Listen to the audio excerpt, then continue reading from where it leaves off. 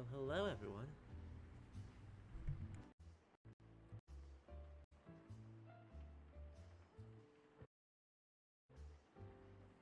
Hello.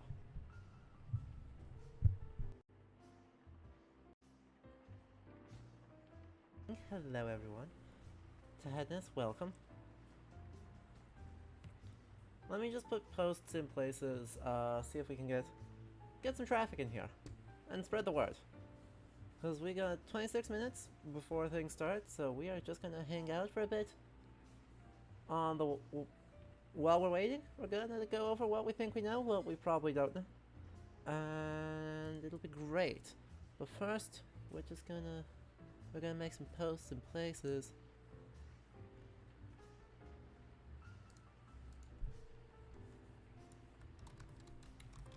I'm excited for this. I think it's gonna be a train wreck.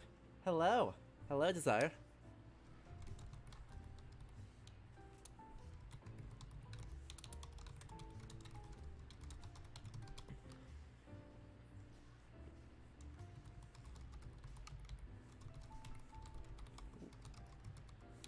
How you doing?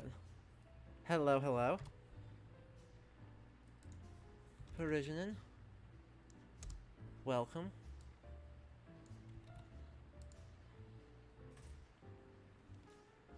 If you're a long time watcher, you'll actually remember these. Like, cause way back when we were very beginning, before AC Valhalla even released, over in Discord I was actually doing this sort of thing with every piece of marketing that came out. It was grand.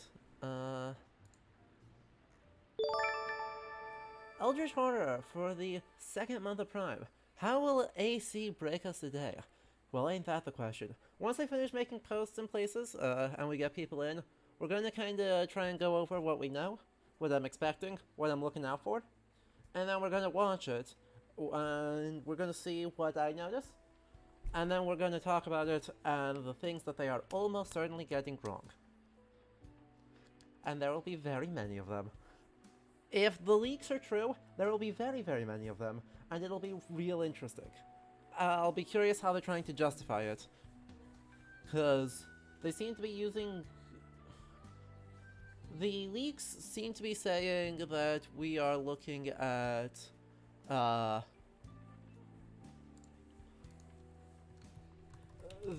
Svartalfheim as the main location for this DLC. Which is weird as heck. Because Svartalfheim 1 isn't a real, like, a place in the early stages of Norse mythology, and 2, we know fucking nothing about it. So... I'll be very curious as to what they're doing. I mean, sure, it's gonna be Isu nonsense, but we're expecting Isu nonsense. That's like the free card on the bingo square.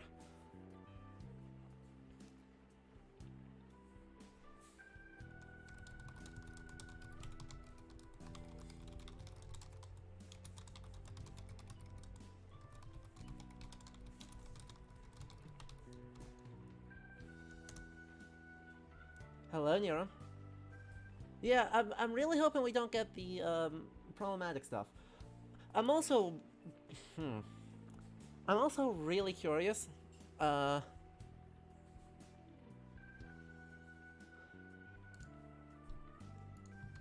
on earth there's gonna do well? That sentence got away from me. The leaks are suggesting that we're looking at a God of War style expansion. Given that God of War is releasing on PC 6 weeks before the rumored date of the DLC, how the heck are they doing it? To Headness, the Prozetta is the first and only place that Svartalfheim is mentioned. Which is the problem. We'll get there.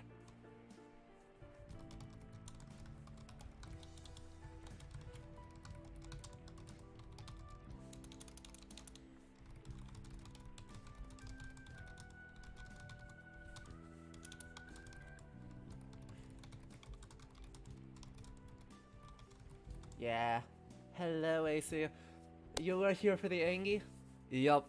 Yup, that's about right. We're going to see. It's going to be super duper interesting. Exactly. I'm so excited to see if some of the leaks are true because it'll be really weird. I'm also really curious what they're doing tomorrow that requires us to reinstall the entire game. Right, they're doing a title update that will cause us to have to reinstall the entire thing. And so I'm really curious if they're going to talk about what the heck they're doing there, because that'll be interesting.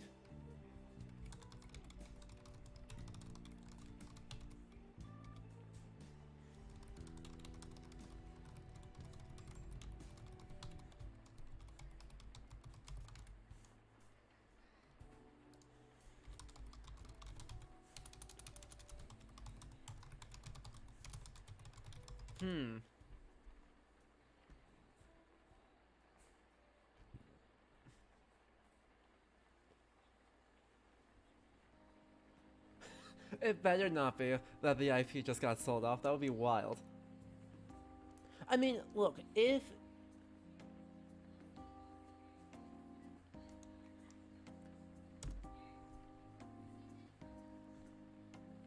it works, right, I mean, keep the legacy copy, sure, but at the same time, I hope that the reason that they're having us reinstall it is because they're doing so many performance fixes on the back end that they can't just tweak the files, that they just need to redo it. Siegfried Chicken, hello, and thank you for the follow earlier this morning. Welcome. You picked a great time to come in because we got a juicy week of content for you. Because obviously right now, long time series. A great one, welcome. Long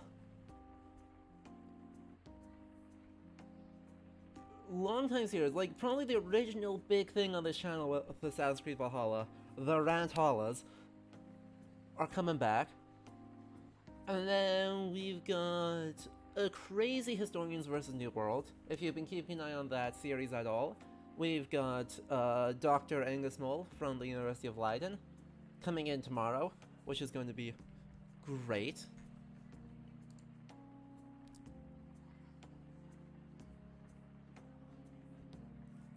Yeah, they were pretty much when I started streaming, but I think it was even slightly earlier because it was when I was on hiatus, when they were still promoting the game. So it was I think it was even slightly earlier. So it is old. Exactly. One time.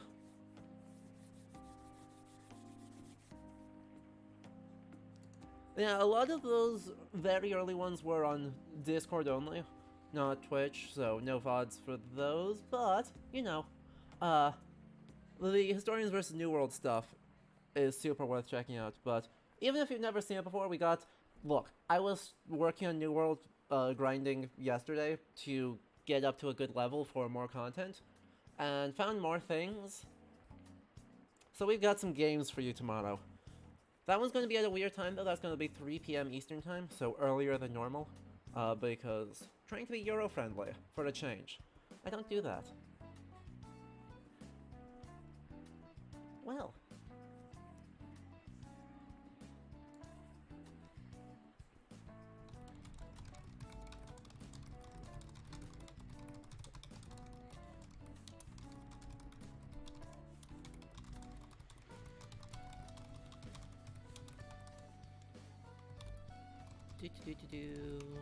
Sorry, I'm still just making more posts in places about it.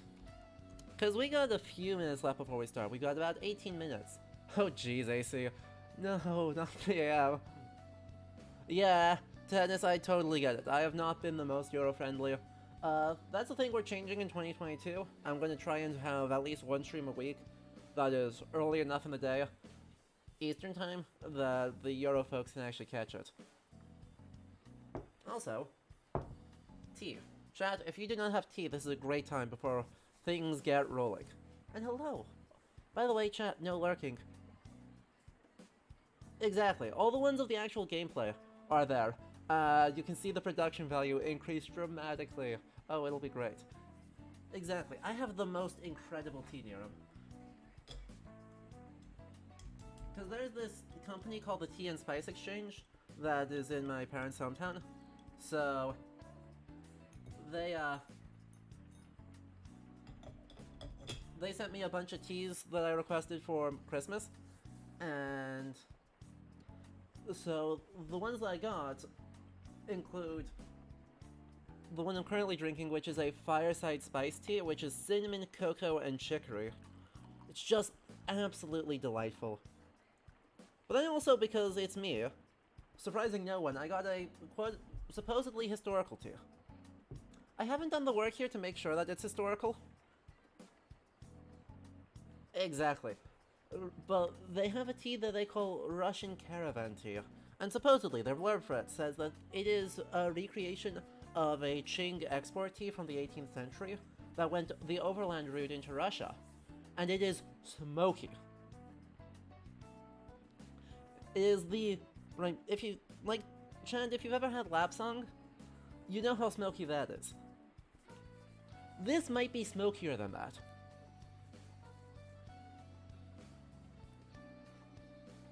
It's real tasty, it's just really smoky.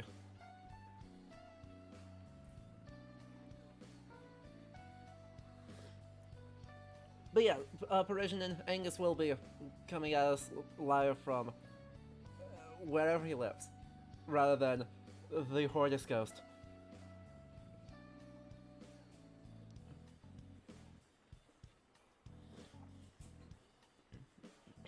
I wish the historical event stopped for a hot moment, yeah.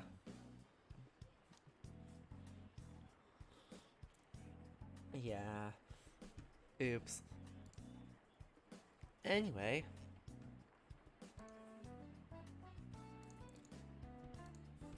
So, what do we have to look forward to? We got like 15 minutes here, so let's go over the leaks. Or at least my understanding of what the leaks are. Yeah, AC, they also have a Bohea tea from the Tea and Spice Exchange. And they were like, oh yeah, their example that they're using is right, this is the most popular export tea, think the Boston, think like Boston Tea Party. And it is, which, you know, fair, that is what it is. But yeah, super low quality compressed tea. But this one is not that, this one is way smokier than that, which is super duper interesting. What do I think will be revealed, and how do you think they'll be historically inaccurate this time? Well, ain't that the question?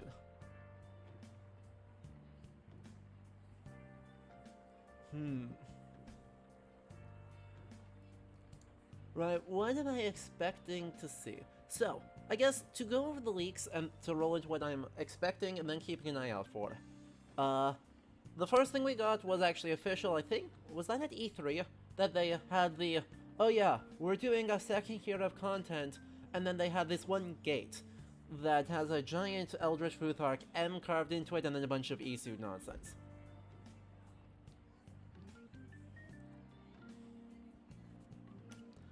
So, that suggested at that time, given that it was like a volcanic landscape and all that jazz, that we were looking at Muspelheim, the extremely hot place that's somewhere to the south. Which is, you know, expected, it made sense, right? If they're doing anything relating to Ragnarok, which, spoilers, they are, they've revealed the official name, it is called Dawn of Ragnarok. They, exactly, AC, the Sahara. The Volcano Sahara. We'll get to that. We'll come back to it on the other end. Because I'll be curious what they see, but yes, I have the spicy take that Muspelheim is just the Sahara. So those suggesting Muspelheim. Since then, a bunch of leaks have come out that said, no, it's not Muspelheim, we're actually doing Svartalfheim. Supposedly, you know, Dark Elfheim. And so supposedly, I guess Eivor is going there and then figuring out what happens to Odin in more detail at Ragnarok. So this'll be interesting. Exactly. right? Never bodes well. Because the thing I'm immediately worried about is that Svartalfheim is not old. It's 13th century. The first mention of it is in the Prose Edda, and seems to be... It's unclear whether Snorri Sturluson, the early 13th century Icelandic chieftain who wrote the Prose Edda, probably, is actually doing that? Or is actually drawing on older traditions, or whether he's creating an invention. In either case, we've got a problem. Because this game is set in the 9th century, not the 13th. So if we're looking at a late Icelandic tradition, well, what's actually going on here? We've got a problem. If they're instead going for Muspelheim or Niflheim, then we're okay, because those are both attested as early as the 10th century. Tadness? Don't get me started on that one again. Because that's my other hot take, is that this game should have been set in the year 1000. It would have solved so many problems. So many. So many.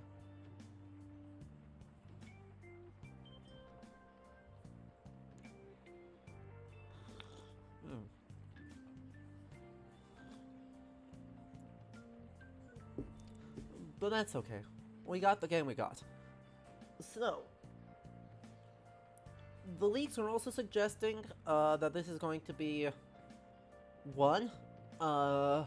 approximately 40 hours long, which is utterly insane. Hello, Raptorus. Welcome.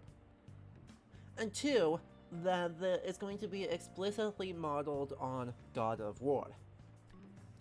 Which makes sense if they're doing a mythology thing, you can't really escape God of War.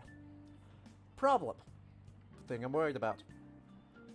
It is trying to release the DLC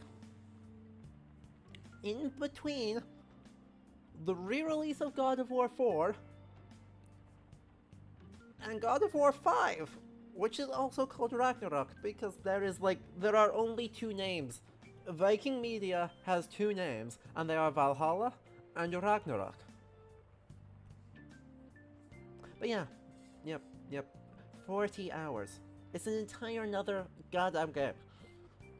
I'm not ready. I am nowhere near ready. Because you know we gotta do it.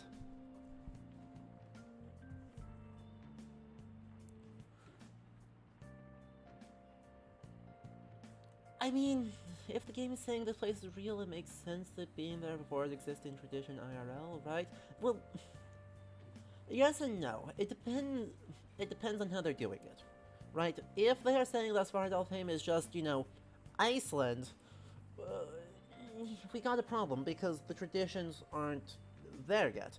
Iceland has this whole thing of a very particular kind of spirit that are not really the same as Alvar. They're not the same, but they're not the same.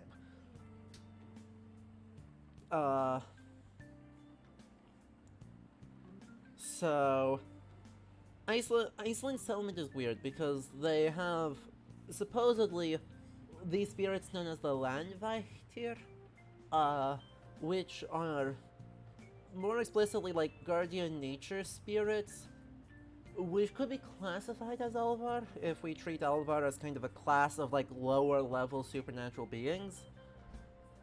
But if we're taking a very strict definition of them, like what exists in the 13th century, we've got a problem. Because then, by the 13th century, the idea of the Alvar has gotten a lot stricter, and the Landvættir and the Huldufolk are a little bit different. And then they recombine. They recombine in the early modern period, so by the time we get to Jón Árnason and his Íslenskar Þjóðsögur or Ævintýri, they've actually recombined again, and so you can call the Landvættir or the Huldufolk Alvar, no problem.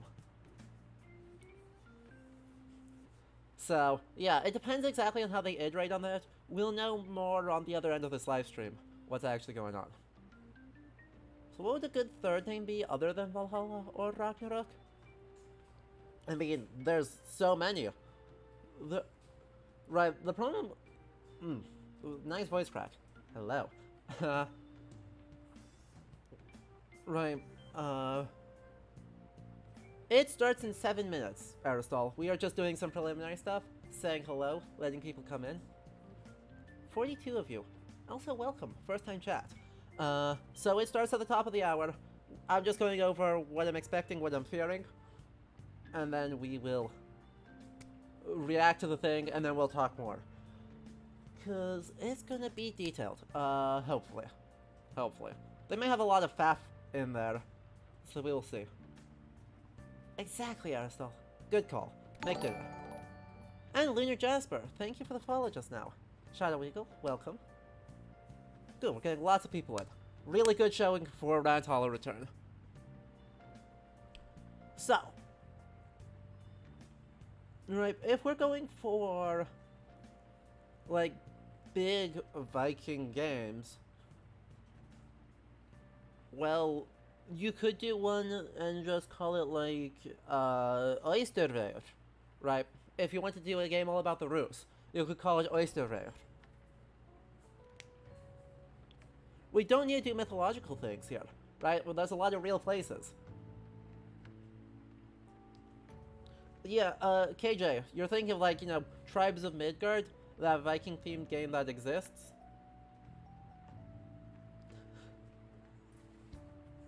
Or the variations thereof it of games like Northgard, which is just, instead of middle, north? Lots of options there. But, right, I'd be figuring of, you know, real places. Yeah, you could just throw it, you could, I mean, Shadow Eagle, Hellblade Senua Saga? That game that just got announced? Or got another trailer for it? Last week at the Game Awards?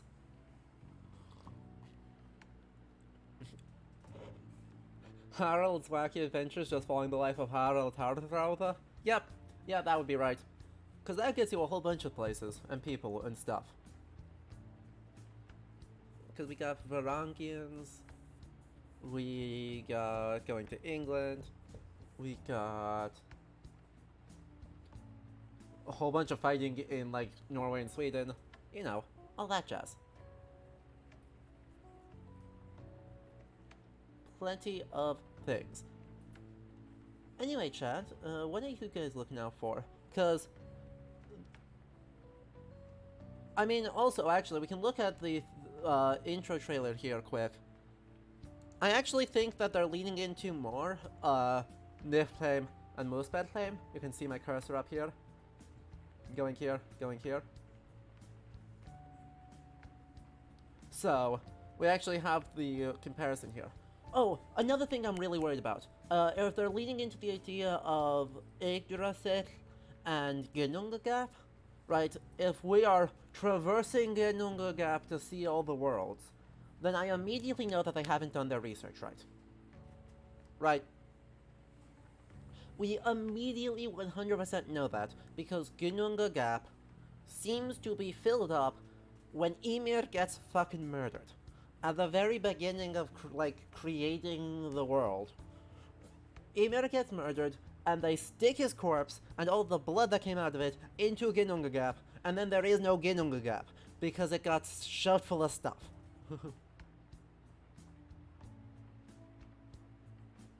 Just saying. Actually, AC, Historical Farming Sim Circa 1000, there's a board game by Yui Rosenberg called Reykholt, which is just Icelandic Farming Sim, the board game.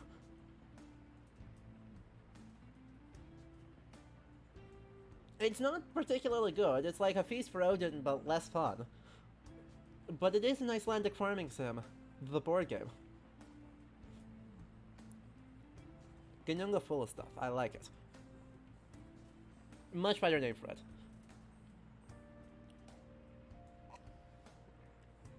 Of course, we also have the problem with Ginnungagap, of that Ginnungagap as a word is also only attested in the Prose Edda. The poem Völuspá says Gap var Ginnunga. We have no idea what the word Ginnunga means. It probably means like wide or yawning or gaping or something like that, but it doesn't appear in any context outside of Ginunga Gap. So the poem says Gap var Ginunga. Was that a descriptor or the name split apart for metrical reasons? Don't know. Snorri seems to think it was the latter because he recombines it to the Ginunga Gap. Basically, yeah, to head this, basically, it most likely means the big hole, because you got Niflheim existing, and you've got Muspelheim existing, and then in between them you've got an empty spot where the sparks and the ice shards can meet.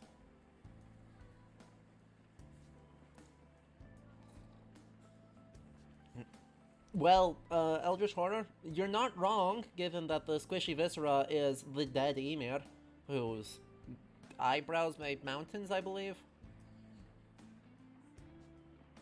Bones made earth, and whose blood drowned most of the Jotnar.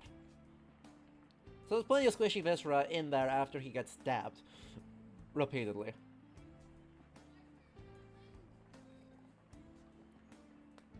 I mean, the creation is wild. The creation is extremely weird.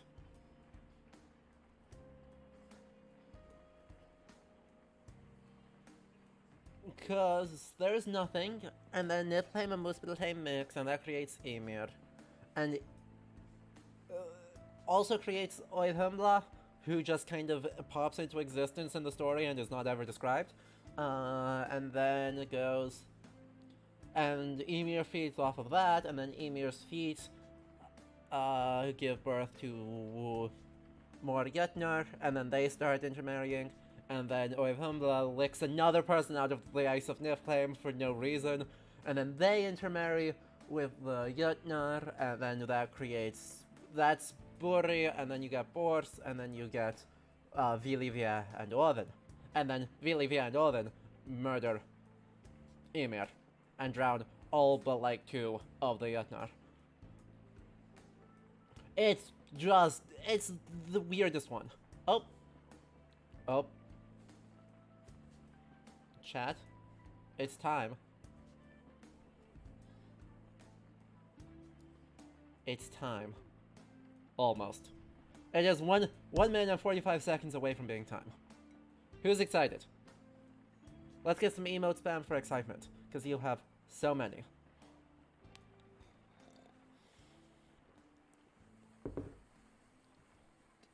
We're not ready, chat. We're not ready.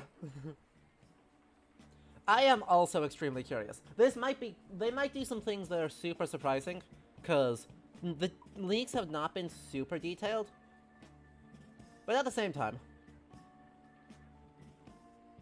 we might have a lot of other things. By the way, chat, reminder, if you follow, you get access to 5 emotes. They're all medieval marginalia. They're all fabulous. If you subscribe, you get access to 9 more. You should do it.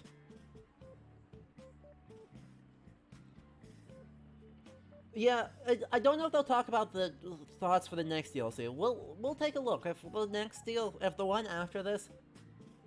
Hey, there's only like 2 that are not medieval. There's Mary with a Glock, which is not medieval. But past that, I think, unless some of the Southeast Asian ones are not medieval, I think all the rest of them are medieval. But yeah, exactly. I don't expect them to do anything groundbreaking here. I expect to mostly see more of the same, because they seem to be really liking more of the same. But we can hope. We can hope. Let's go.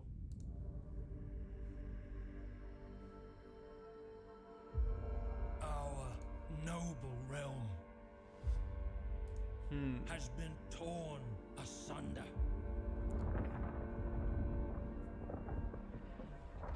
By invaders of frost and flame. Okay.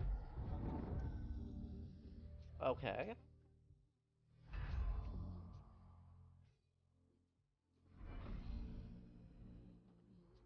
So that's presumably Ovid. All Father, they have your son. What? His fate hangs in the balance. And so does ours. Huh. Okay. Oh, shapeshifter. They're using Gungnir as this particular idea of an Atger.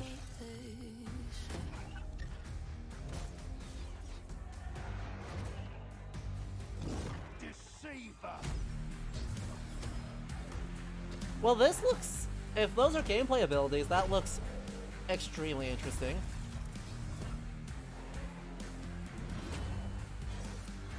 What are we actually... Defier Uh-huh. of death. But it's okay to cry, and it's alright to fall.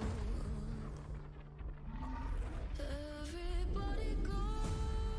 Avenge us, almighty Odin.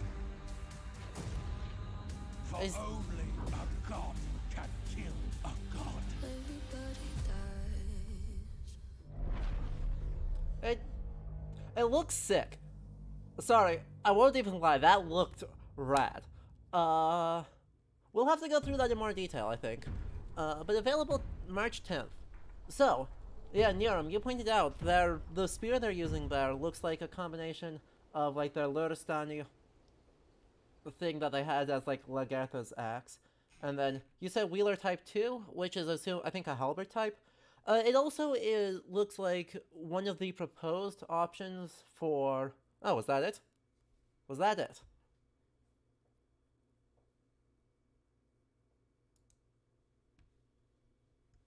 That was it. Interesting. What did we...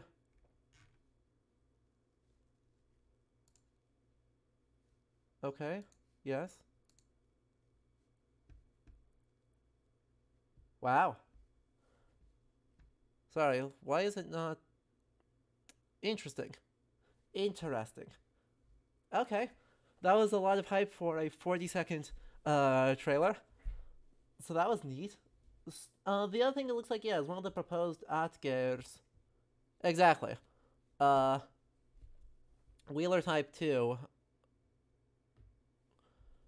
Now, I don't think that's what the word Atger looks like. Or actually refers to. There's been a lot of argument over this, but more recent scholarship has suggested it's more of just a broad-headed spear with a crossbar, rather than being a specific shape, but that's fine. That's fine. As far as it goes, though, will it actually let us, see the trailer again, please? Please? There we go. Let's take a look at this in more detail. So, first things first, we're clearly looking at Valhalla. Our noble realm. Though I don't know what these floating things are. Hang on. Is this as high as the video quality goes? No. We can go higher. We have the power. Alright, we're gonna go through this in detail, chat, because there are things to look at.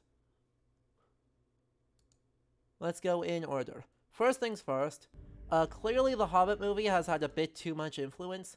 I've been saying this for the whole time, right? The Hobbit movie has had a little bit too much influence into the whole thing. Because these statues are straight out of the freaking Lonely Mountain. But yes, Yggdrasil does seem to be on fire, which is a thing that is attested in the poem, though it's a bit early for that. Won't lie. It's a bit early for that.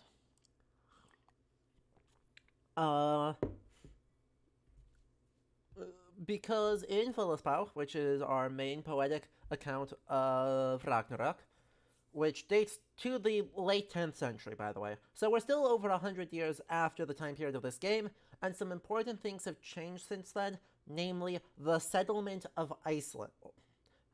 After the setting of the poem? After the setting of the game. Words are hard, chat.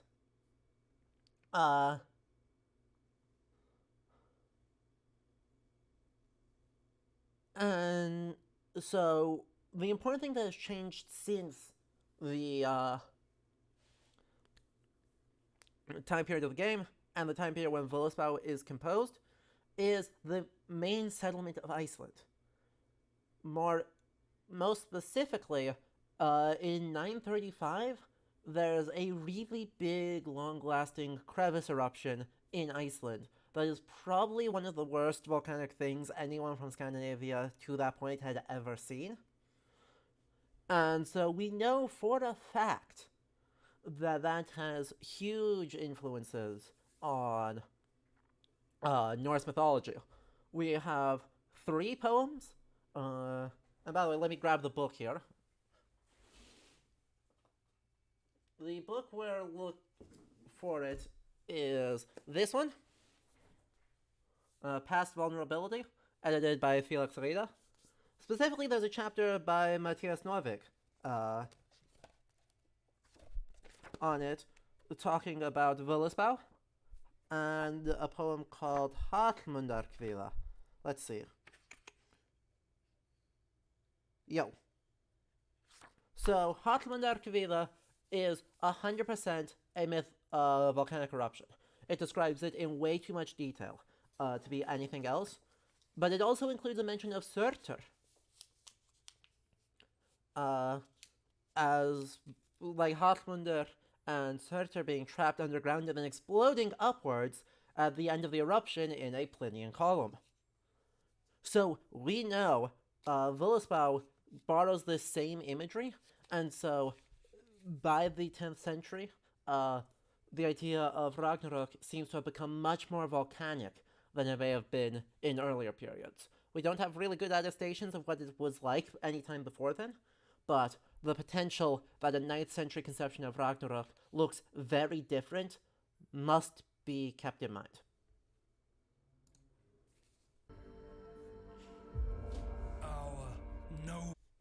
Shoutouts to the Cruciform Church up here. Right, this is presumably supposed to be what's known as like a god house, based off the raised central roof. That's a thing that's attested from very early on in Scandinavia as basically it's often argued that like stave churches are derived from those, but they're looking at small kind of hall-shaped things within a raised central area.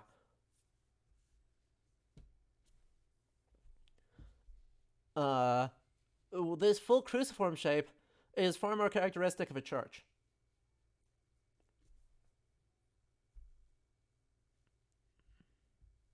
Just saying. Realm. But it's interesting though. This Valhalla also looks dramatically different from the version we saw earlier in the game. Right? I mean, we saw that. We saw it, and there was this huge, incredibly stave churchy construction, and now they've toned it way down. So I don't know if they're going for more historical with this, and this is supposed to be the actual reality instead of the compounded layers of aggrandization that Eivor's perception attached to it. But it's interesting how much they've contradicted themselves. Don't know what to make of that. Next thing. Don't know what these are. Super unsure. Noble realm. And Yggdrasil is super struggling. Okay. Now, we are still just in the Lonely Mountain. Congratulations. Nice medieval house. Wait. I really wish I could zoom in a little bit more. Why does Why does the latrine have a window?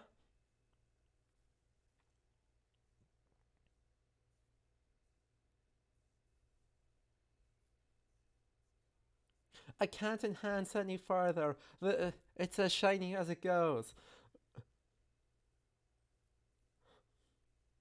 This little thing jutting out of the upper floor of a window, or upper floor of a house in Scandinavia, specifically in like Bergen, which is the town where this exists most frequently, is always a latrine.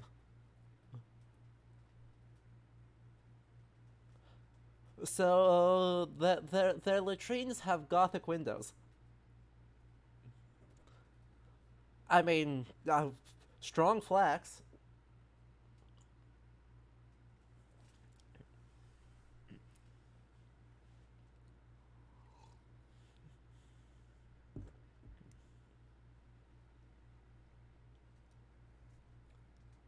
Yeah, sure, right. I mean, there's a difference between a little hole so that it's not pitch black in there and a full on Gothic window. You could argue for airflow, except you don't because the concept of airflow, well, the place where the airflow comes in is the chute that carries the waste down from this second store. Exactly, KJ, right? What this actually is, it's a pretty standard idea of authentic aesthetics. Of medieval houses need to have this thing,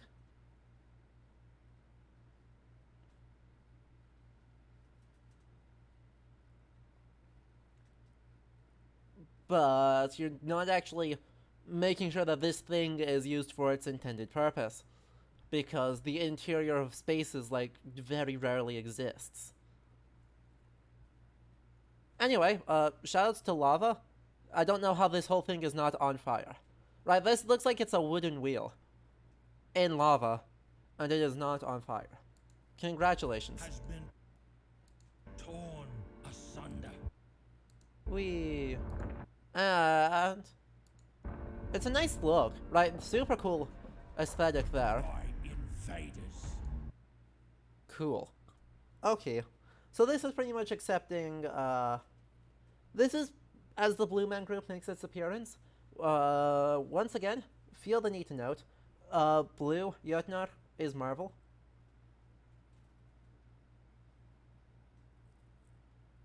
It's literally a Marvel artist went, hey, you know what looks cool?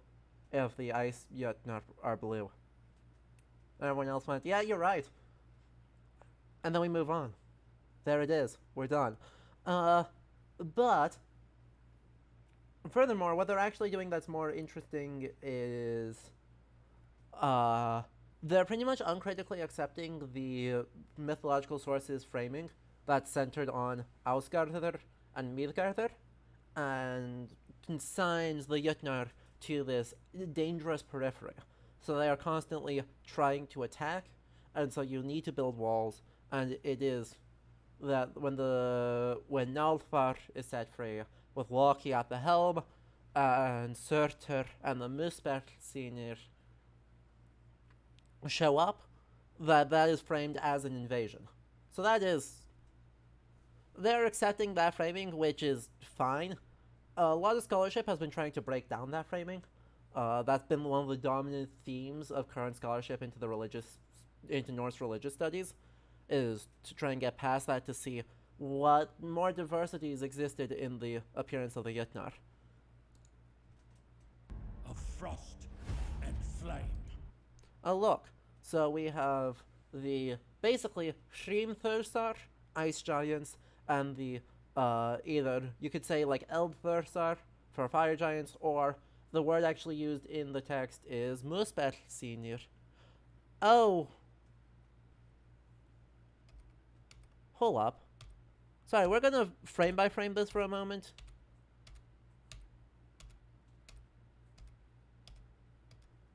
Okay, these are just the same thing as what we've had on other units. Never mind, we're good. Everybody Why was there a letter U? Hold up. As this... Like... If this is Futhark, that's just the... That's just the letter U. So, Yggdrasil should not be on fire yet because Yggdrasil survives. Just saying. Yggdrasil survives. The whole thing. It gets pretty badly destroyed, or pretty badly burned, and is creaking and groaning and looks like it might fall into the sea as the whole land gets submerged, but it lives. It's fine. The tree regrows. So, and possibly, if the place of Holtzmimir is actually part of Yggdrasil, according to Grimnismal, Leaf and Leaf Thrasir will hide inside the tree in a hidden place, and will survive Ragnarok. And off we go. Yo, 15 months of tier 1. Thank you, Blues. Okay. Nope. Back up.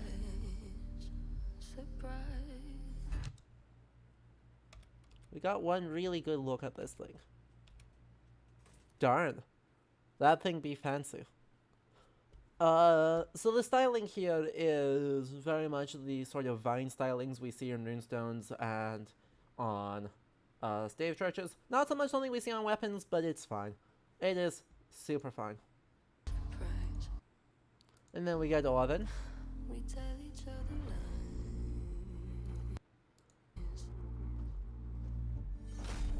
And then here's I think where we're getting the God of War influence. The Hidden Blade just absorbs stuff.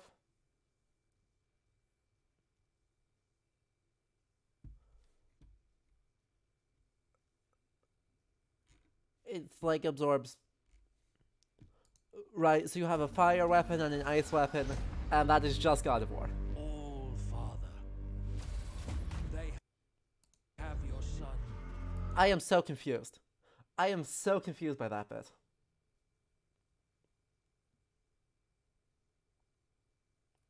It did kind of look like he ripped at his heart, but it looks like its Hidden Blade has like fire or ice abilities, which then do different stuff, and it'll be strong against different enemies. In other words, exactly like the Leviathan Axe and the Blades of Chaos from God of War. The subtlety here is not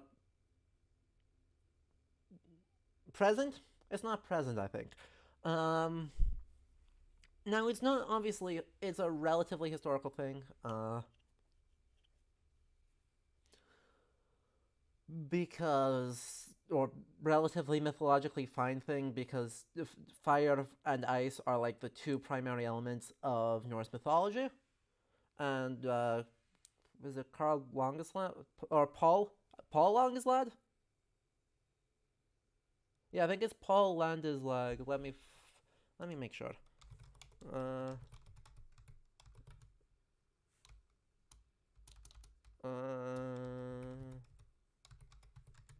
Seasons in, what was it? Seasons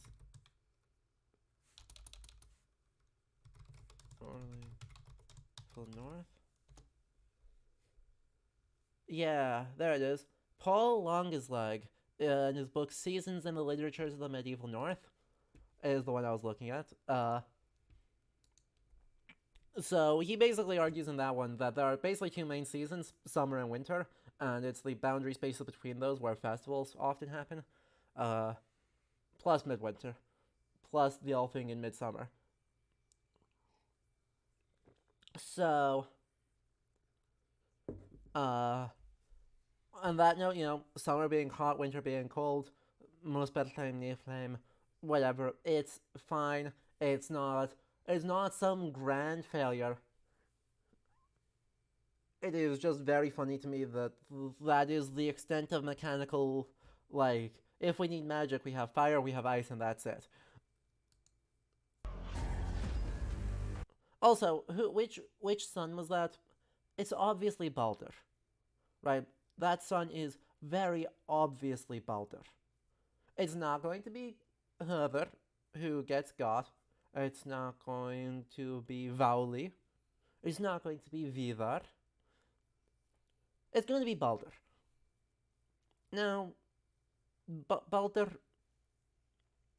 never gets captured like that. Like, I don't know what they're doing here. I really don't know what they're doing. Let's back up to it instead of looking at Odin's face. Let's see.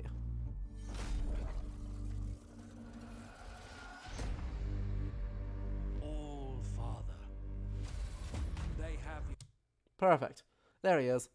Look at that long blonde hair. This is Baldur. Yeah. So he seems to he seems to have been captured by the Sons of Muspel and is being tortured. In a very stereotypical dungeon. Was there text? Let's back up, see if we can get a shot of that. Come on. Behave. Back up. Back up. Frame by frame this. Because that's what we do here. We frame by frame. Oh, it's Isu. Ha! I didn't even notice that. And that's all Isu. I don't remember how to, like, deal with it. But I don't know, I'm sure it'll be translated on Reddit pretty soon.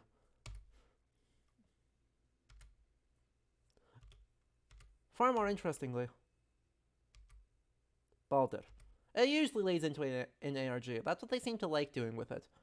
We'll keep an eye out if the subreddit like translates the Isu, finds anything useful. We'll keep an eye out for it. Meantime, this dude. So he just, in the mythology, he just kind of gets got because Frigg makes everything except mistletoe promise to not hurt him, and then Loki, by the 10th century, Loki, who I don't think exists in the 9th century in any sort of prominent role,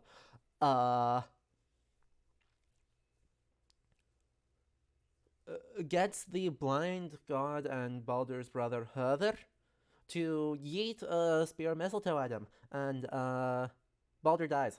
He just dies. And then he goes to Hell, which is in Niflheim, and therefore it does not have giant lava fires. And he is given the seat of honor there. So he sits right up next to Hell at the high table and treats everyone very nicely. And when Nana dies, she goes to join him, and it's fine.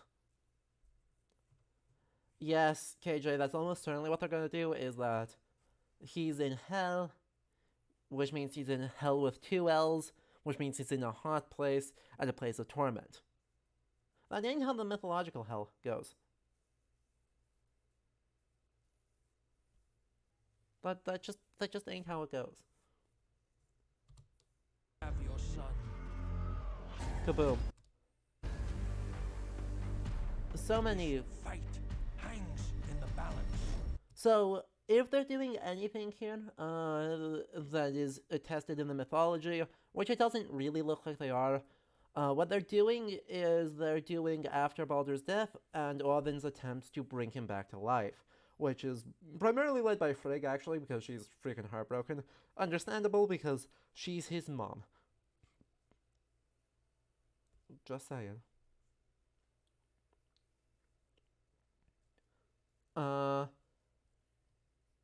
Which means that they are deleting a god. They are just deleting a mythological being from the face of the planet, which is Hermodr. Because it's Hermodr who borrows Sleipnir and goes and rides down to Hell and talks to Baldur and gets the deal from Hell, and is received with honor at Hell's Hall, and gets the deal that if everything in the universe mourns Baldur, she'll just let him go, because she's chill like that. And then one old crone, who was Snorri says was Loki in disguise, refuses to do it, let Hell keep what Hell has earned, And so Snorri goes, yeah, that was probably Loki in disguise.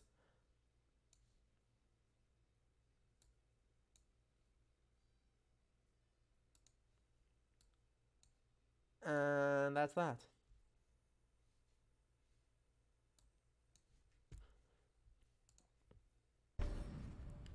And so, It does look like a glaive.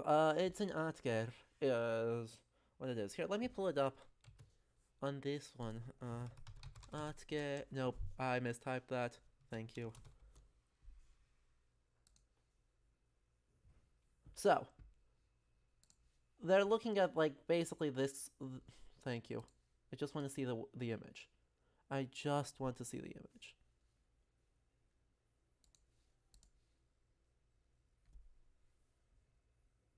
There. Right? This is what they're basing it on. I don't think this is what an Aker looks like, but that's what they're basing it on. This word is usually translated in old translations of the sagas as halberd. So most famously, in like Njal saga, Gunnar of Hirarendi has a Atger that will sing whenever it's about to kill someone. Although what exactly singing means, whether it's just kind of awkward screaming, or the blade is just vibrating and whistling, or whether it's actually singing, is all a great question. But yeah, all the old translations translate it as halberd, but in practice, some of the more recent arguments have been for something much more akin to this weapon right here, with this kind of diamond-headed flare, being a much more common in archaeological finds and much closer to what we think they may mean by the word Atger. Did I not click over into the right tab? The channel banner. Oops. Well, that was my bad. Nope, want to zoom out, thank you. Well, can't do a whole lot about that except hide these real quick. Nope, not that one. Gonna hide that. Come on. Hide that, and then we will hide that. Now you can kind of see it. Let's just drag this down a hair. There you go. Now you can see it. Apologies for that. There's that one, and then that one comes back. There we go. It's a spear-shaped spear. Exactly. Right, Niram, you know exactly what scholarship I'm thinking of. Because, yeah, it was the socket shape. Right, the one paper that was arguing for the socket shape, and then the rest of it was solidly just like, I don't know, we think it's stuff. does ours.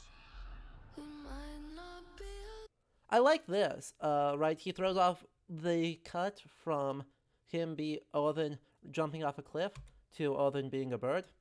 And so, is probably a quiet reference to the myth of the mead of poetry. Thank you. Where at the end, Sutungur is chasing him in the form of an eagle, while Odin is in the form of a smaller eagle or a hawk. And so is running away at speed. So referencing that shape changing, nice quiet thing there. But let's look at the rest of this space. We got another god house here, and by god house I do mean church. We've got just Orthanc. It is the same building, but in black and gold. And we also see this like longhouse, which is overall fine, except I want it to be a bit more bowed out. And then yeah, we got the dome tower off in the back, and then we have these hyper gothic fantasy crenellations. I said it was Orthanc, not Baradur. Come on. Oh, sorry. Yeah, that is. That's. What is that? That looks like it's just a tab. We're gonna frame by frame forward. I don't care about the music. That looks like it's like one of Prague's city timers, but like worse.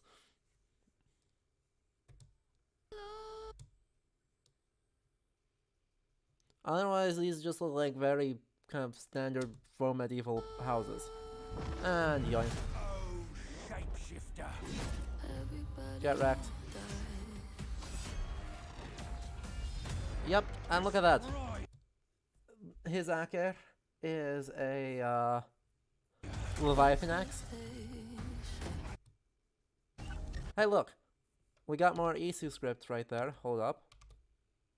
Thank you, A4.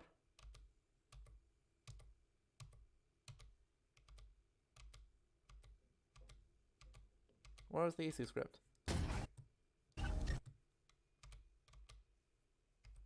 It's like... hang on, my frame by frame is not catching the script. How is that happening? How is this flashing... How is it flashing so fast that going frame by frame does not capture it? There we go. Found the frame.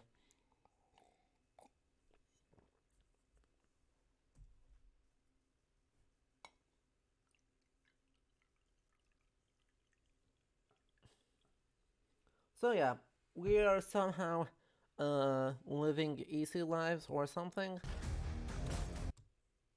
And then we get this giant ruined gothic-y building. Come on. Deceiver.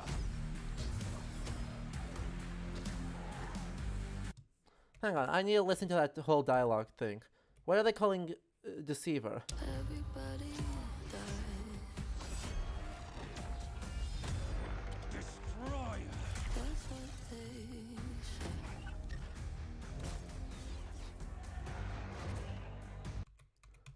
Shifter.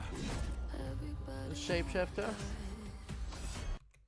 might not be alone. This whole dialogue is weird.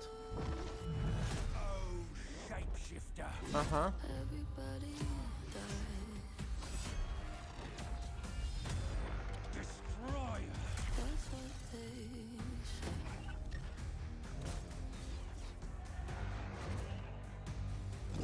Deceiver.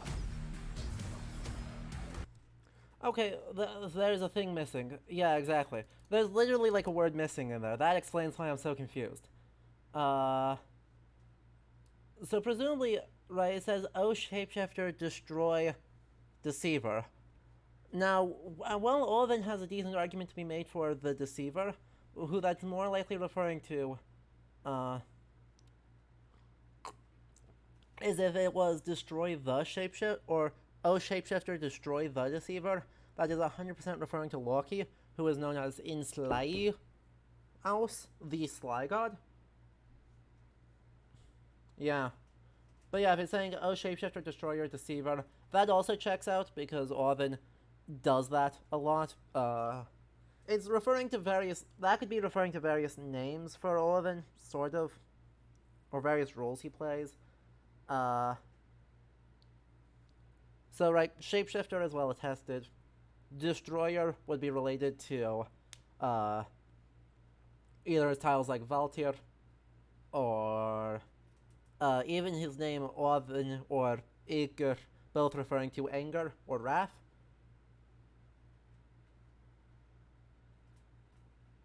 And then Deceiver is referring to the role he plays in texts like let's see, is it Nornegastauter? I feel like it's not. It's somewhere in Olaf Saga Tryggvasonar, where Odin attempts to...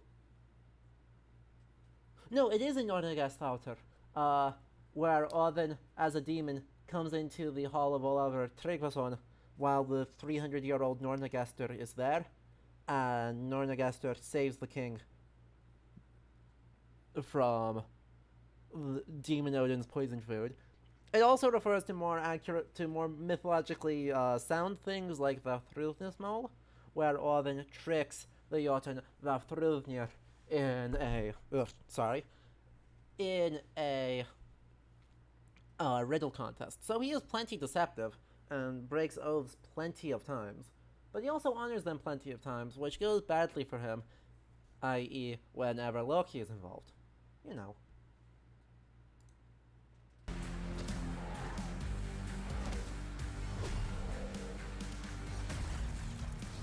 Oh, look at that. He now has fire abilities. Okay, hang on. I need to see the sword. I wish to see the sword.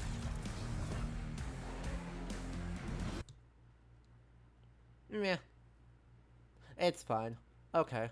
The shield's too heavy. The shield's iron, like all the shields in here. Defiant of death. Yeah, okay, they're just laying these as all names for Odin. But it's okay to cry, and it's alright to fall. Everybody go. Now, Avenge us, almighty Odin. For only oh come on, Niram, not as icky as this sword. It does seem to imply that Odin just like after Baldur dies just like torches everything.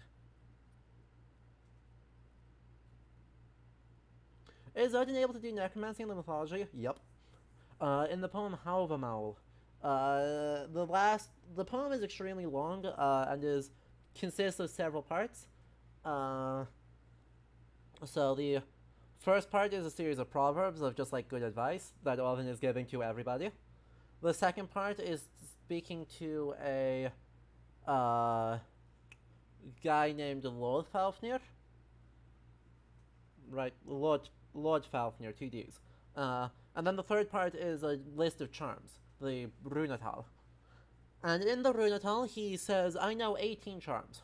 One of which says if he sees someone hanging from a tree, he will paint the runes below them and bring that person to life to talk to them.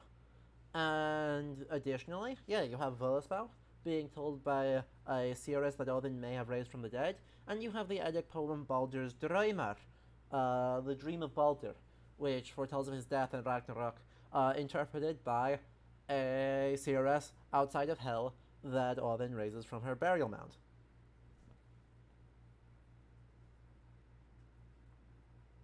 And then we have Surtur.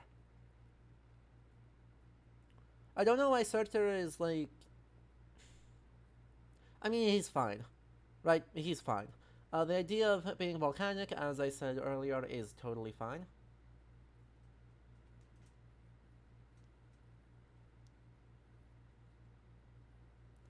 There's a...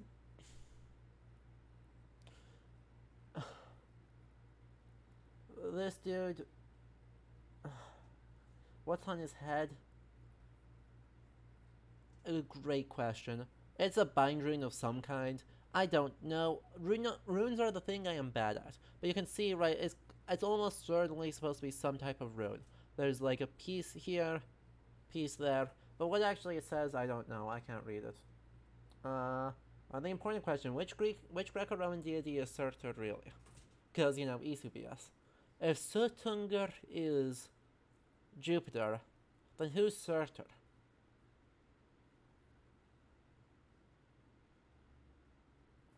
Great question. I expect they'll probably make this a new-ish guy. They may go for Eros, but I kind of expect that they'll do a new one. They could do Hephaestus too. I mean, Vulcan would make a lot of sense because, you know, they're both volcanic. It could also be the Spirit of the South Wind. You're right. Lots of options there. If they're really going in on that, they might. Oh yeah, right. I don't think we'll get a good look at what this rune is until like the full game releases, and then I can actually look it up. But you know, AC, I don't hate the Surtur being on fire because he is a volcan, right? In Hotgrim's Himskvida. Or, sorry, Hartmundarkvida. Let me pull up the text for it, actually. Hartmundarkvida. Hartmundarkvida. Oh, come on.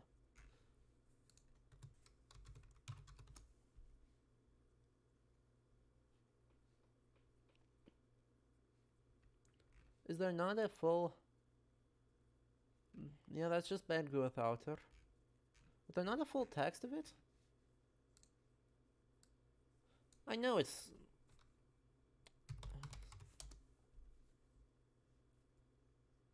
Where are you?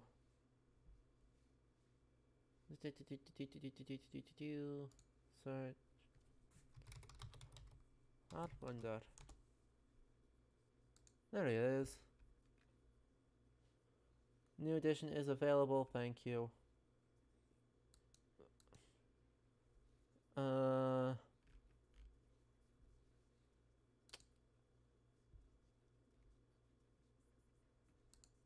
Actually, this is a different. Sorry, this is a different Hartmundarkvida. This is the one from Grettis Saga. There are two Hartmundarkvidas. Helpful, isn't it?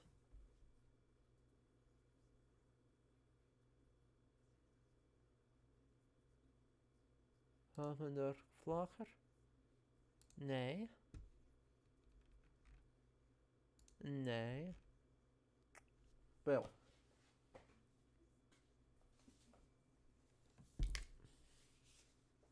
Boo. Let's see if I can just find the translation in here.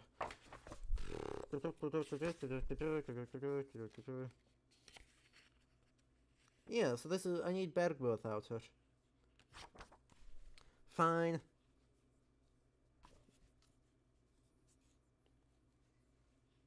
Basically, in the...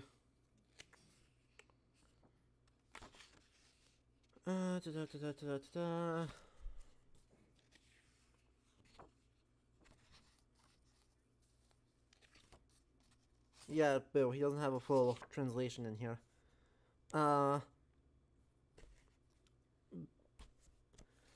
Basically, in Berku without her, two people, Thorder and his enslaved tenant farmer, is on their way to church. They get caught in a blizzard because it's Christmas. They get stuck in a cave with a Jotun, or a Bergbui, named Hartmund. And he gives a poem for them to memorize. That poem, in like 12 stanzas, describes a volcanic eruption. So, Hartmund moves through the mountains and there is a noise in the valleys. Then the rocks split open and flames burst out of the ground. Then a glacial burst, Jökulhlaup, sends scathing water over men. There are earthquakes and landslides, and lava bursts out of the ice cap. In stanza 6, a Plinian eruption splits the sky, and the world's extinguished. Hartmund strides from peak to peak. He and the giants are at war with the gods. Thor has caused this, which is described from via Kenning, with his battle in Hrungnir, who lived at Grjotunagard. And then Hartmund sinks down into the company of Surt, the lava spirit. And then there's another big burst and ash falls on the world. So, right, Surt, unfortunately, I can't find it here, either, which is annoying. Hartmund Arkveda. That's annoying. I thought it was in one of the other databases that I had, but sadly no.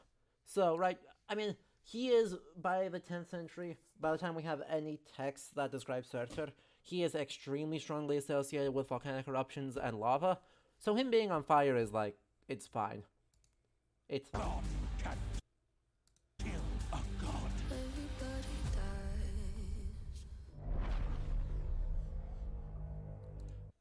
Notably, the bigger thing, there's a notable absence from this whole sequence. Chat, do you know who the notable absence is?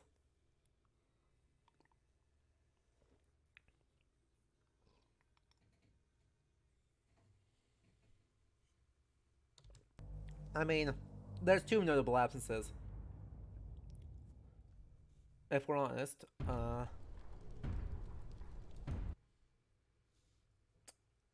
Okay, yeah, that's definitely a binder.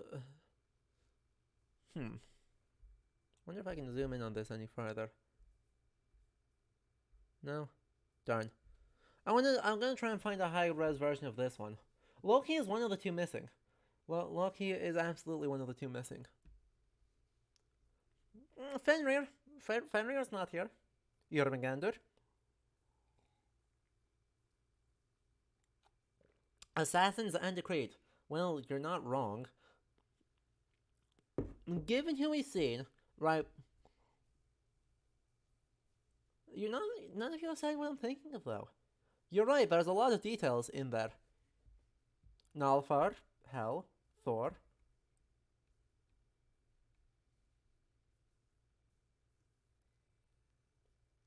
Freyr. Freyr. You got it, Batmaster. Points.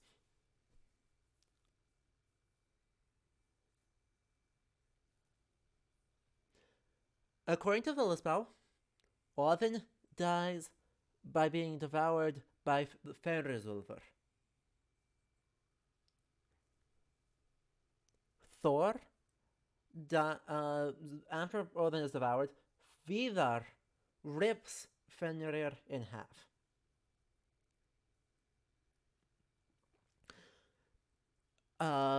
Thor dies after killing Jormungandr and succumbing to the serpent's poison. Heimdallr and Loki kill each other. Tyr just kind of like kills over and dies at some point. Great question. Doesn't have a pair. But Freyr dies fighting Surtur. You're right, there is a dude that Freyr kills with an antler.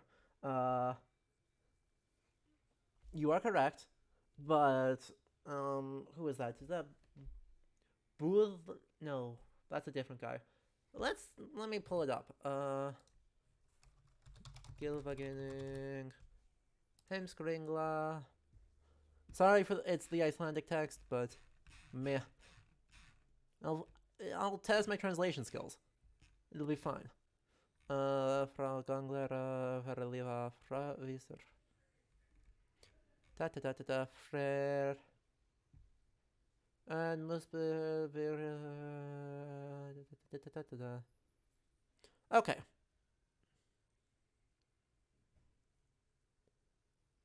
Oh, it doesn't actually say it here. So that must be earlier. That's Thorn and Screamer. Nay. Freyr. Apparator. Sorry, really top tier content for you guys, isn't it? Belly. There we are. A random guy named Belly. He doesn't actually fight. He doesn't actually seem to fight Freyr with the antler. A great wonder it is Freyr would want to give away his sword so that he had nothing to gain nothing equally good. It seems to me that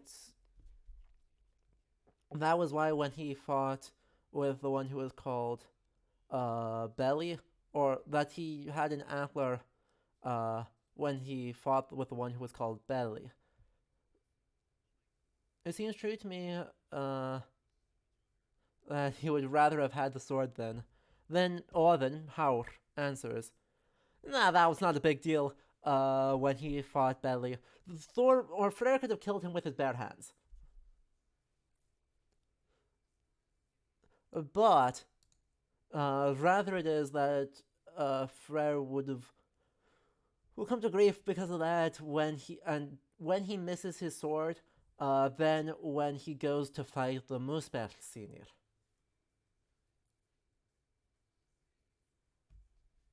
So he doesn't have the antler. The antler is not mentioned in relation to going against Surtur.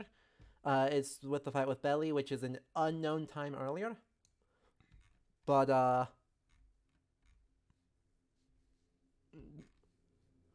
because the story of Freyr fighting Belly otherwise doesn't survive, so we are mostly just gonna take a guess as to when that happened, because we don't know. But Belly could have been killed. Freyr could have killed Belly with his bare hands. Not a problem.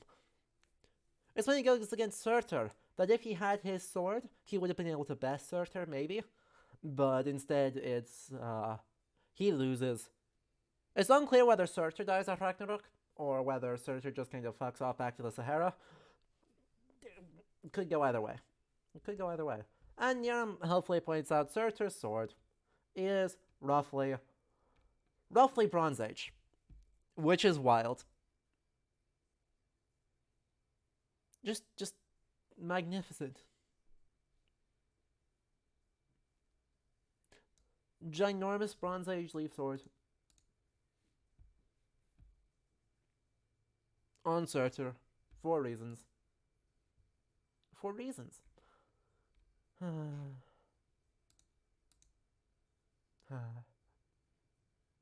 Yeah, awesome. Keep an eye on there in the coming days.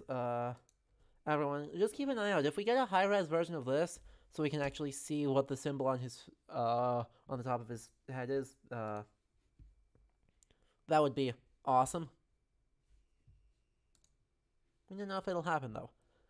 Well, that was an hour and a half now talking about a 2-minute trailer. We're doing okay. Let's take a look. What is this? Bottom pommel. Middle guards. Yeah, you're 100% right. And honestly, it looks like this. It looks kind of like this blade right here. Potentially this one. No, I'm gonna go with this one. It's like it's this one with this pommel. Whatever. I would have preferred to see something Viking Age, but that's not a big deal. Exactly. We're being mythological. So it doesn't. The anachronism doesn't bother me nearly as much because we are so much in a untime. Even though Ragnarok is the future, right? This is actually a common misconception that they are actually leaning into here.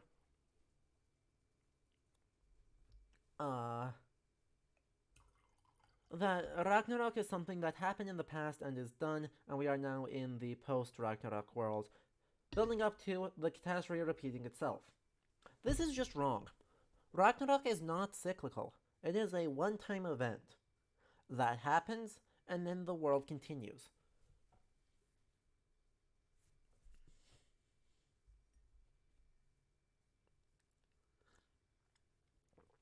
Ragnarok is always in the future. It is a future that is used to, like, indeterminately, far away, and it takes place in the other world, the realm of the gods rather than the realm of people, mostly. But it's a way to deal with sort of anxieties around crisis, if we accept Chris Abrams' somewhat anachronistic reading of it. Shadow Eagle, we can get a search sword from the in-game store. We cannot get this one. We can just get a different one because I don't think they planned this far ahead. Anyway, so this game made Ragnarok happen. You know, the Toba solar flare, not an eruption anymore. Despite this Ragnarok being volcanic, we're doing a solar flare instead. And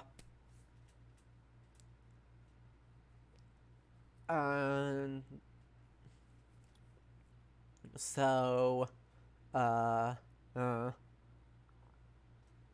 it happened 75,000 years before present, and the solar flare was happening again in the present day meta plot. Oh boy. Hooray. it is the thing that annoys me the most, right? Because even though the Eddic poems of Norse mythology are all obsessed with Ragnarok, like solidly like a third of them all talk about it in some way, shape, or form, and most adaptations since then have also been obsessed, since at least Wagner. It is always in the future. Literally every poem has it as a prophecy.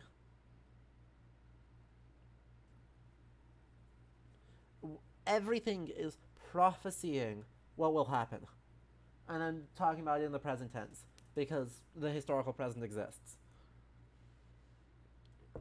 But it's in the future. It is indisputably in the future as a one-time thing, after which the world continues.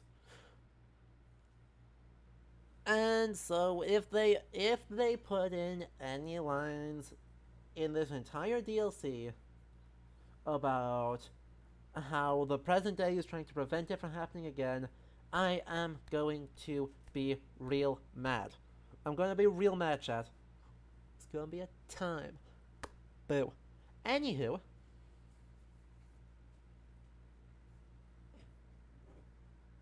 Yeah.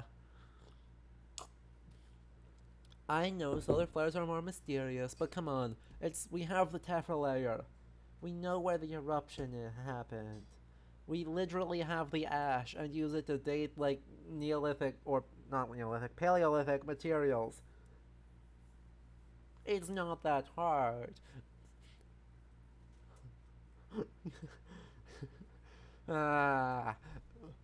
So, I think we just squeezed an hour and a half out of content out of a 2.5 minute long trailer.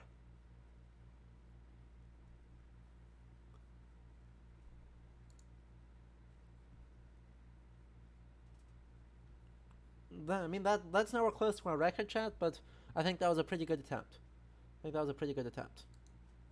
Does anyone else have... Does anyone else have thoughts here? Because... Well, that gave me way less information than I was hoping for. I thought this was going to be like a half an hour live stream where we were going to actually talk about it. Not that they were going to hype up a goddamn 2 minute long trailer.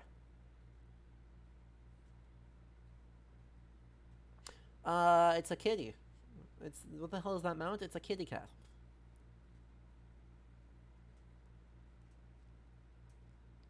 I have no other answers. It'd be a cat.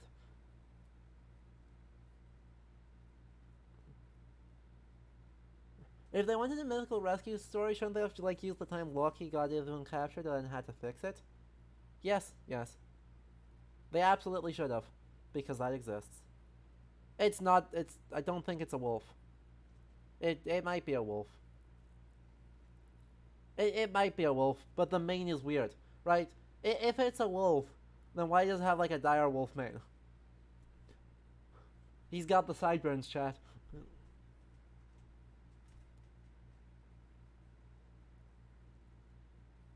We also, Leander, in the meta plot, at the end, we start playing in the present day as Loki.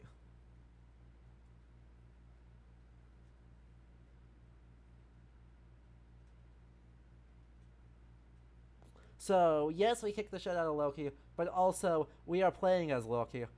Which, by the way, I wonder if they're going to acknowledge that at all. That we are playing as Loki, playing as we the player are playing as Loki, playing as Eivor, playing as Odin, in the thing where Heimdallr kills Loki.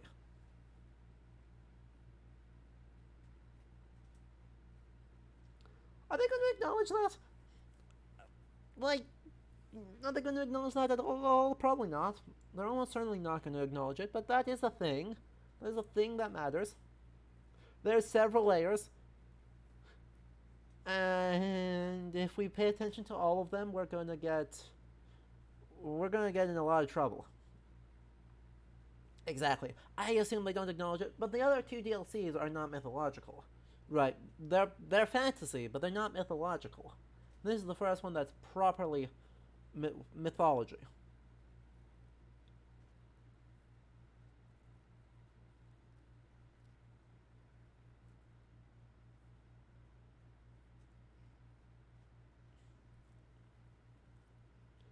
Not that Wrath of the Druids was, not mythology, because Balor existed, but that's, meh. What have you missed? Literally the whole thing, Peter. They hyped up this giant live stream and then dropped a 2-minute trailer on us, featuring fire and ice magic, Baldur being tortured in somewhere, Muspelheim question mark, and a release date.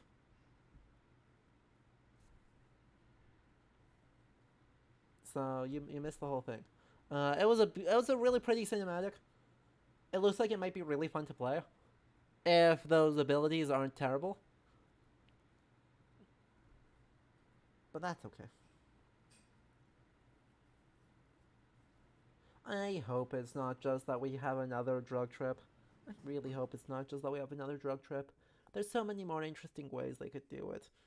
Look, if that happens, Shadow Eagle, we're gonna have a conversation, and I'm gonna scream a bunch. Because this gives me time to brush up on, the world of the gods, the other world, and all the other things. In all the ways that there are things other than just get high on henbane. Although they did get high on henbane. There are so many other ways that one could access it that are going to be interesting. And more valuable. And stuff.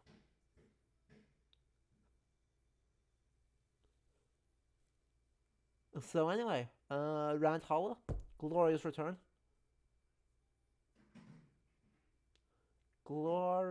Great and glorious return. I think that's all I got for today, because they gave us way less to talk about than I hoped they did, and so there's not a lot to be talking about. Not a lot of super good detail to be bringing in. Just, hey, look at that! They just squished the entire set of the Aesir into Odin.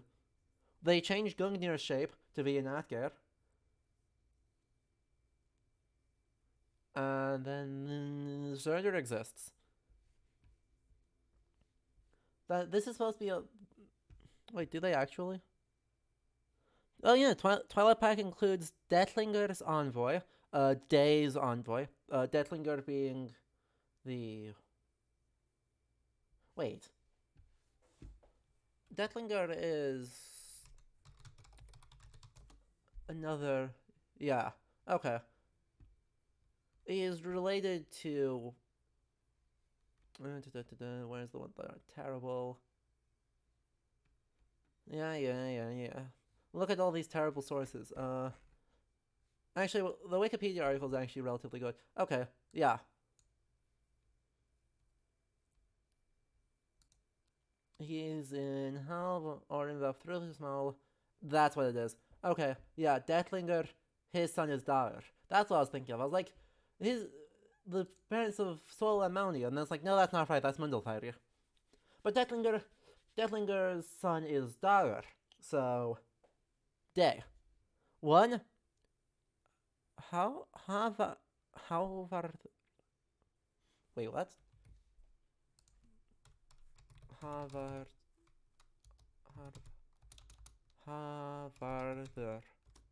That's a typo. Oh no, Havarder. Okay. Huh. Okay, just High Guardian. Okay. I was expecting it to be Hauvarder, but that's fine. Still, Hauvarder links, one Twilight Gear set, and one Algernir. What?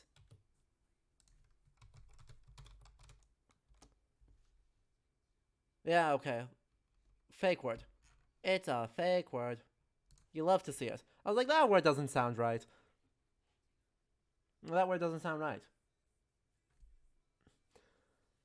Oh, he's gonna be Saturn. You're probably right. He is... You're almost certainly right that is going to be Saturn. Offer subject to change. Yeah. Oh, well. The microtransaction store delivers. Yeah, it delivers again. Hooray. Hooray. Anyway. I think that wraps us up pretty much for today. Because there's only so long I can talk about this. And I think I've talked about most everything we can actually say with any confidence. Right, there's only so much content I can squeeze out of 2.5 minutes. I'm good. I'm not that good. Quality rant holla. I hope you all had a good time, chat. If you like this, make sure you're followed, because tomorrow at 3 p.m. we'll be back with the other game that has consumed my soul, New World. I've got a couple of new cultures that I found lurking in spots in the game that we're going to play some Guess That Culture with. Which is going to be extremely funny. You're not going to get it, chat. You might get it. But the question is, will Dr. Angus Mole get it?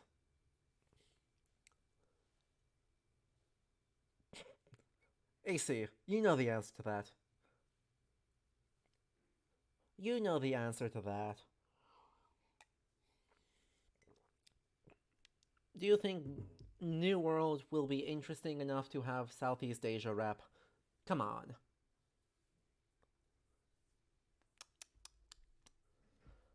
So, additionally, we're going to be back to 3 streams a week. So we got a whole bunch of stuff coming up. Well, we've been playing Pathless. We're having a great time with that. I'm going to keep playing it because it's great. We're going to start up the Age of Empires 4 Mongol campaign on Sunday. So I'll put all those links or all that schedule in the stream tab of this page tonight. But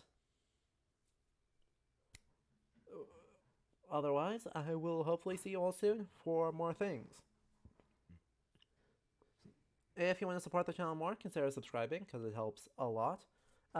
Exactly. Right, hopefully, it's final season. I had to cut back because final season. Real World's gotten super busy. So, hopefully now that's getting into the holidays, we can get a bunch of streams. There's a lot of really cool stuff coming up, so make sure you're followed. It's going to be great. Otherwise, yeah, I hope you all have a good time. And also, yeah, the YouTube channel exists. I haven't forgotten about it. I have plans to get 3 more YouTube exclusive videos up there, so make sure you're subscribed there as well.